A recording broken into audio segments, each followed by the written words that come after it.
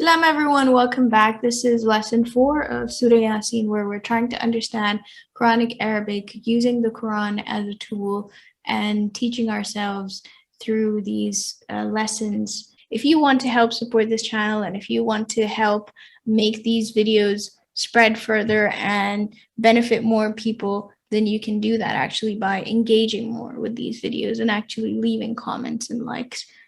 And I forgot to record or misplaced the recording of the last lesson. Therefore, I'm re-recording it myself. So there won't be any students, but I'll walk you through these verses myself. So, قالوا إنا تطيرنا بكم. So they said, we are.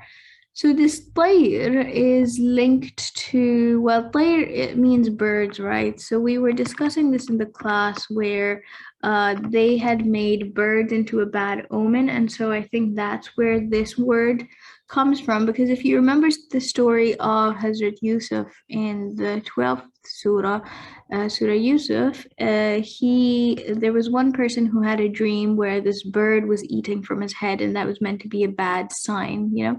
So the tayr, so inna tatayyarna bikum is that we see a bad omen from you. So it's a bit complex, this sentence structure, but essentially meaning that we are sensing a bad omen from you. And لَإِن لَمْ تَنْتَهُوا. So we know in is if, lam is no, and la is like a future. So la'illam actually is basically like this la, this and this lam. So la'illam, it means if not, and in the future. If not in the future, what? So la'illam comes first, and then the verb comes next, tantahu.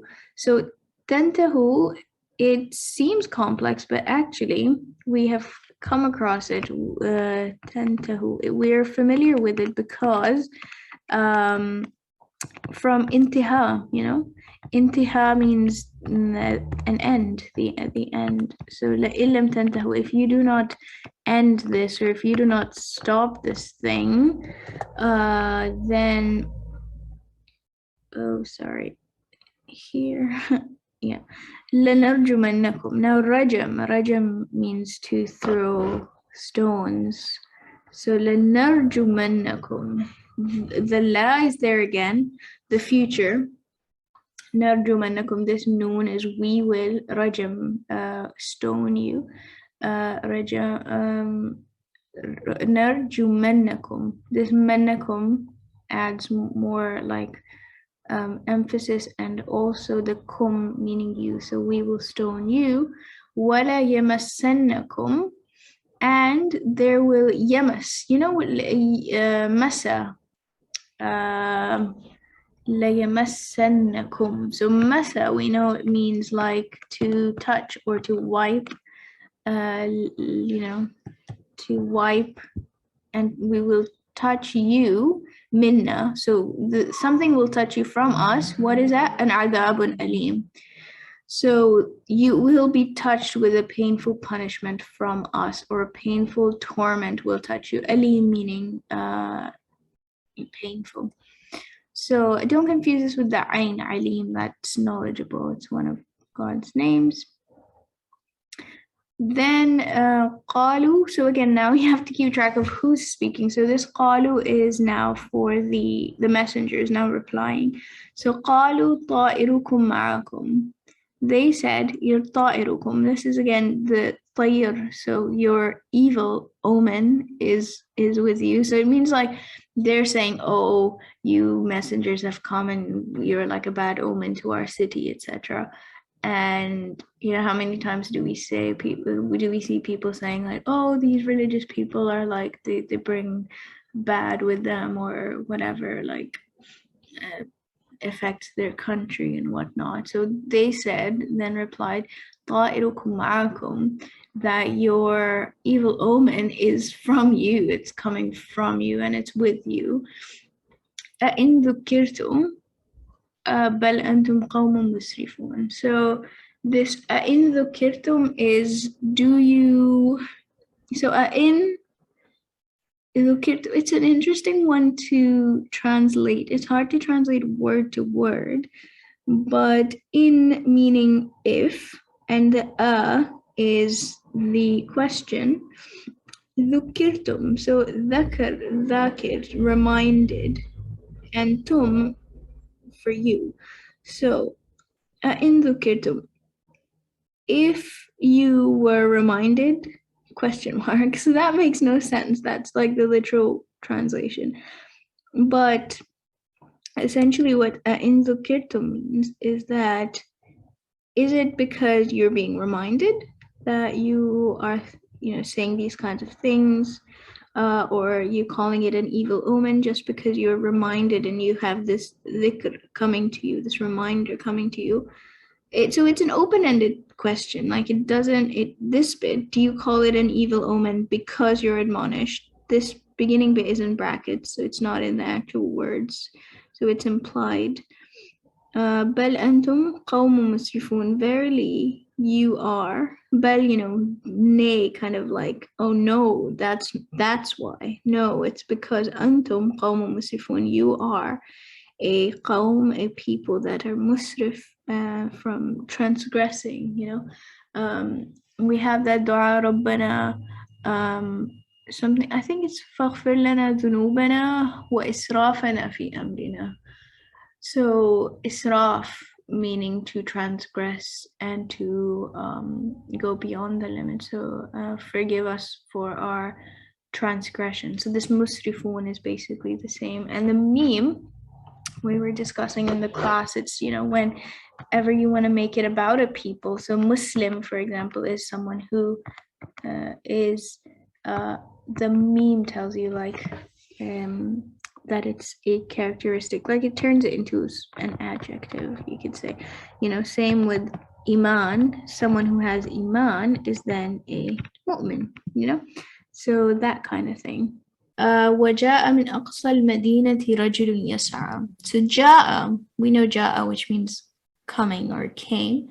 من أقصى المدينة. So Medina actually means city. So you know how we say, oh, we're going to Medina? So the actual proper name is Medina Nabawi, like the city of the Prophet. So Medina actually means city.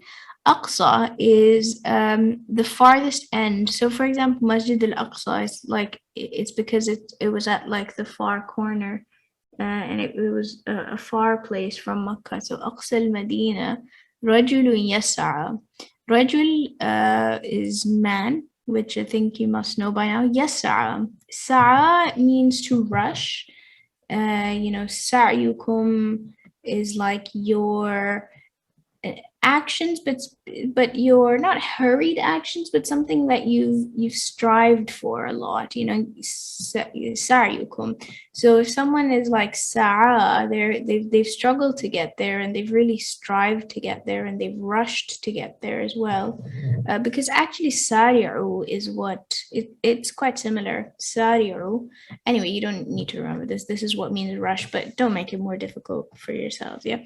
Yes, so someone who came rushing and running and with sort of difficulty, and then qala.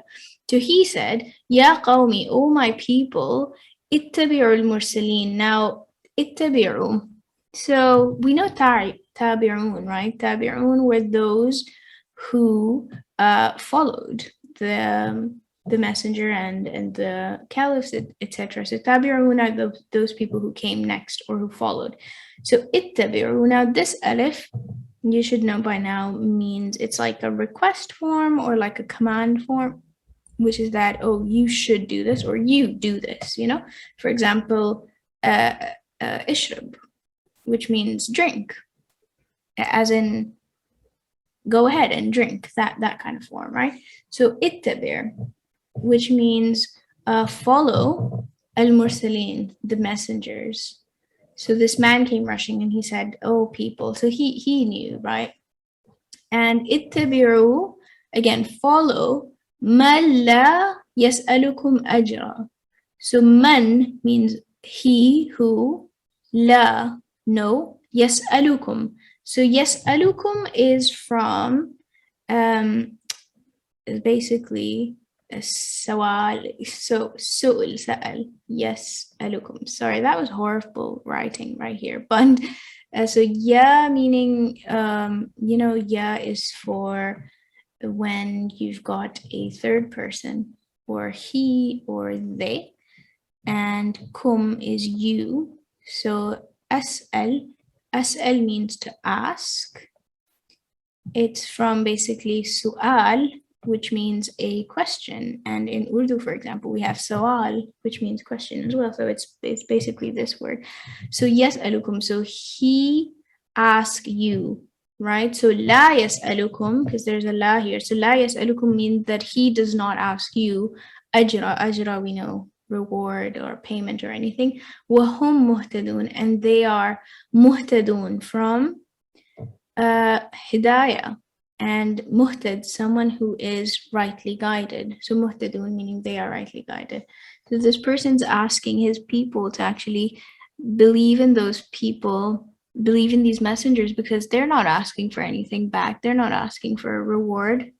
I hope this was useful, and I hope it wasn't super complicated. I did feel a bit lost because I didn't have the students with me, so I was like, oh no, am I explaining this well? I don't know what part didn't make sense, but in that case, it's your job to ask, and you can do that by the comment. Do give it a like and a comment and share with your friends and family. So the more you engage with these videos, the more you like and subscribe and comment, etc., the more YouTube knows that people are benefiting from these lessons, and so it actually recommends it and shares it with more and more people. So thank you for helping us spread the knowledge of the Quran, and take care. Assalamu alaikum.